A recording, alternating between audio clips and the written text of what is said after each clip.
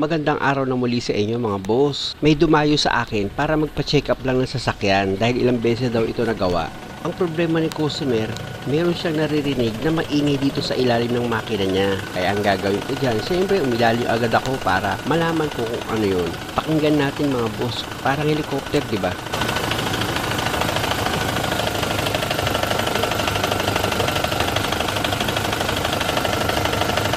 Patakan mo nga yung clutch, brother.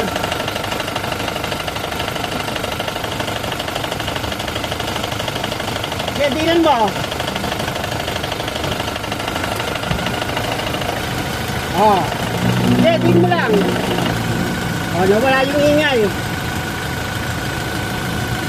Bitaw. Apa? Oh.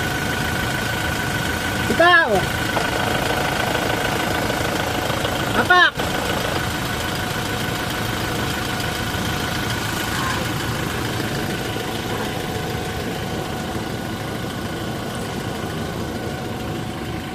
Oh, babatas mission yan.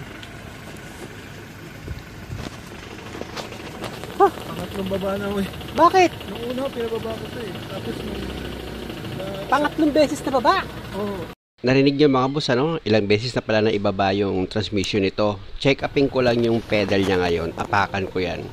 Alam niyo mga boss, nung inapakan ko ito, grabe yung tigas ng clutch pedal. Nagtaka ako kung paano natiis ng customer.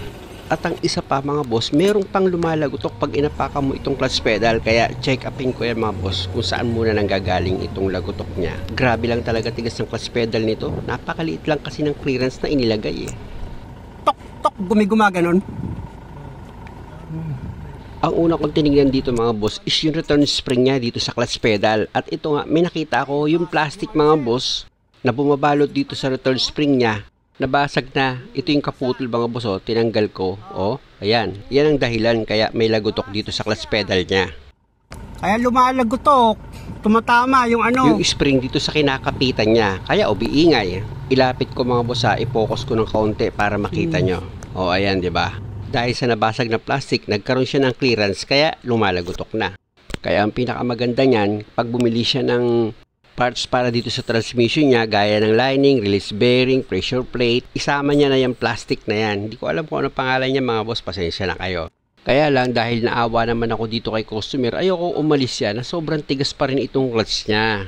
Kaya tignan niyo mga boss, i-adjust ko yan para maginhawahan naman ng kaunti si customer. Gagamit ka dyan ng open wrench sa number 12. Ang problema, matigas itong nut, kaya gagamit ako dyan ng isa pang tools sa number 14 na open wrench kasi kontrahan siya mga boss para hindi masira itong kinakapitan ng push rod. Rubber lang kasi yan mga boss, madali lang yung masira, kaya dapat gumamit ka ng pangontra. Ano? Pero sinabi ko kay customer, hindi ibig sabihin na kapag na-adjust ko na yan at napalambot ko yung clutch pedal nito is hindi niya na ibababa yung transmission. Oo. Ibababa pa rin yun mga boss. Talagang may problema itong sasakyan niya. Kaya lang malayo pa yung uuwian niya, kaya i-adjust ko muna itong clutch para hindi naman siya nakakaawa na sobrang tigas nitong clutch pedal niya. Sabi niya nga, na sumasakit na itong tuhod niya sa kakaapak. Every time na magkakabi siya.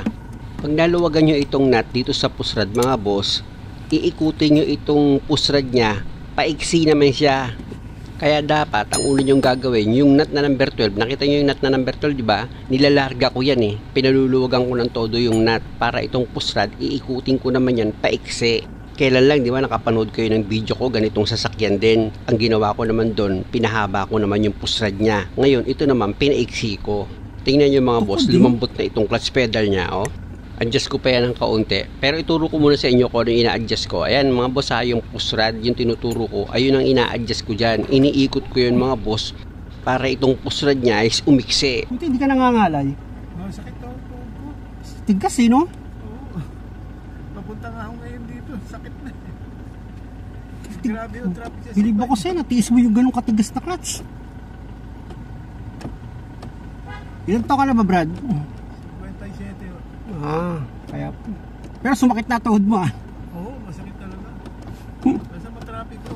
Narinig yung mga boss ano, sumasakit na pala talaga yung tuhod ni customer. Ako nga mga boss, unang apak ko lang kanina, nangayaw agad ako sa tigas ng clutch pedal niya eh. Kaya sabi ko sa sarili ko, hindi ako papayag na uuwi ito na matigas ang clutch pedal. Kawawa naman si customer.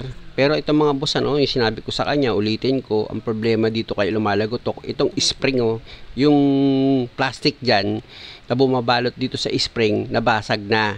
Kaya ang nangyayari, pag inapakan niya yung clutch pedal, tatama yung bakal ng spring sa kinakapitan niya rin. Kaya kada apak niya, may lagutok or meron siyang ingay. Ipatesting ko na ito kay customer mga boss, para siya na yung humatol kung lumambot na ba itong clutch pedal niya. O, sumubok. Pakiramdam mo muna. Dapat hindi siya matigas si cambio, ah.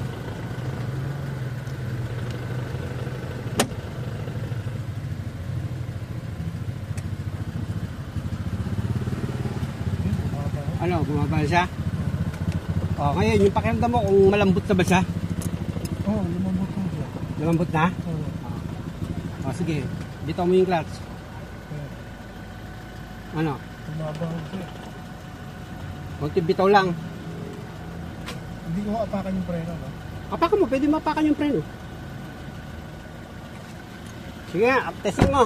Dahil sa malambot na itong clutch pedal niya, pinalarga ko na si customer, pero hindi ibig sabihin hindi na ibababa yung transmission niya. Ibababa pa rin yan para palitan yung parts. Muli mga boss, maraming salamat sa panonood. Sana nakakuha kayo ng idea at kung maaari, huwag niyo naman sanang kalimutang mag-subscribe sa channel ko. Salamat!